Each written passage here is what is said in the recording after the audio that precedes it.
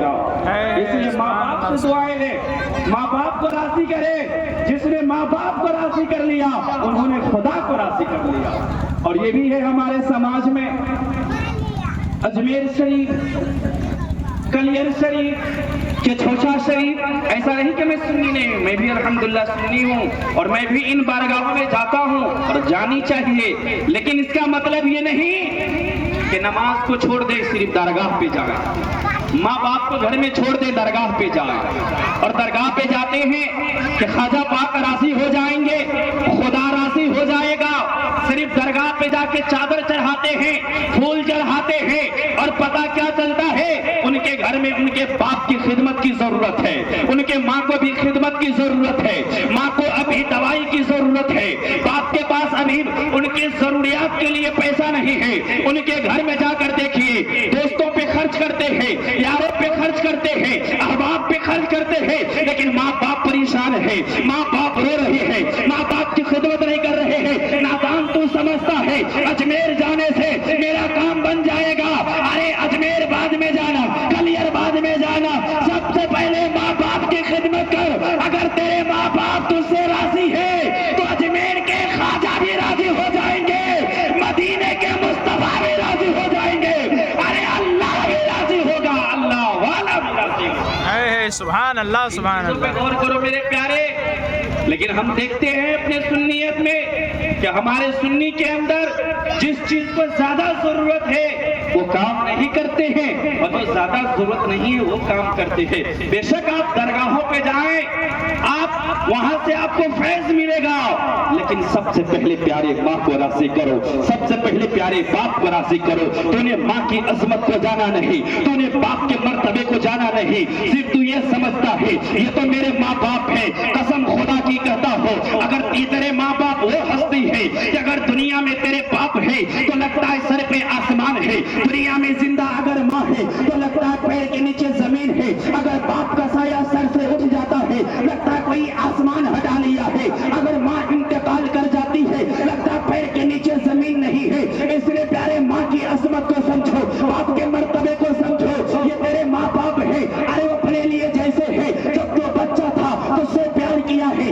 آج کوئی عالم ہے ان کے علم کی وجہ سے عزت کرتا ہے, آج کوئی ڈاکٹر ہے ان کو عزت دی جاتی ہے, آج کوئی وکیل ہے تو ان سے پیار کیا جاتا ہے. یعنی دنیا میں کوئی مرتبے ملنے کے بعد لوگ پیار کرتے ہیں, لیکن یہ ماں باپ ہے پیارے, ابھی تو پیدا ہوا ہے, نہ تو عالم ہے, نہ تو ڈاکٹر ہے, نہ تو وکیل ہے, نہ انجینئر ہے, تیرے اندر کوئی کوالٹی نہیں ہے, لیکن اس بچپنے میں بھی اگر کوئی بغیر فائدے کی پیار کرنے والے ہیں تو اسی کا نام ایک باپ کا نام ہے, ایک ماں کا نام ہے. سبحان اللہ, سبحان اللہ. ایک ماں کا نام ہے. اس لیے پیارے اپنے گھر جاؤ, اپنے ماں باپ سے محبت کرو. اگر آج تم نہیں کرو گے نا تو کل تیری اولاد تیری قدر نہیں کرے گی. آج تو اپنے ماں باپ کو تڑپاؤ گے نا, کل تیری اولاد بھی تجھے تڑپائیں گے. اس لیے ماں کو کھلاؤ, باپ کو پلاؤ, باپ کو راضی کرو اور کہہ دو میری ماں میں جا رہا ہوں کاروبار کرنے, دعائیں کر دے اللہ برکت عطا فرما دے گا. میں جا رہا ہوں کام کرنے, دعائیں کر دے اللہ برکت عطا فرما دے گا. دیکھو پیارے, ماں اگر دعا کرتی ہے تو مقام کتنے بلند ہو جاتے ہیں. آئی ہوئی مصیبت ٹل جاتی ہے, آئی ہوئی بلا ٹل جاتی ہے, آئی ہوئی پریشانی ٹل جاتی ہے. اولاد خراب ہو تو بہتر ہو جاتا ہے, کمائی میں برکت نہ ہو تو برکت ہونے لگتا ہے. ارے ایک شخص ہے وہ تجارت کے لیے نکلتا ہے, بزنس کے لیے نکلتا ہے, ایک بوڑھی ماں آ جاتی ہے. ماں کہتی بیٹے چند پیسہ مجھے چاہیے, مجھے چند پیسوں کی ضرورت ہے. اللہ اکبر. بیٹا جیب میں ہاتھ ڈالتا ہے, پیسہ نکالتا ہے, لیکن ماں کے ہاتھ میں دینا ہی چاہ رہا تھا. بیوی آ جاتی ہے, کہتی میرے سرتاج اب اپنے ماں کو کیوں پیسہ دے رہے ہو اور تیرے ہی پاس یہ بار بار کیوں آتی ہے؟ ان کے اور بھی تو بیٹے ہیں, اپنے ان بیٹوں کے پاس کیوں نہیں جاتی ہے؟ بڑھ کے ایک جملہ کہا تھا, میرے سرتاج آپ کی ماں آپ سے اس لیے بار بار پیسہ مانگتی ہے کہ آپ کو फकीर बनाना चाहती है। अल्लाह अकबर। कोई माँ अपनी औलाद को फकीर नहीं बनाना चाहेगी, कोई बाप अपने बेटे को फकीर नहीं बनाना चाहेगा। उस नौजवान ने बीवी के जाल में आके फंस गया, पैसा जेब में रख लिया, माँ को नहीं दिया, माँ रोती हुई घर से निकल जाती है।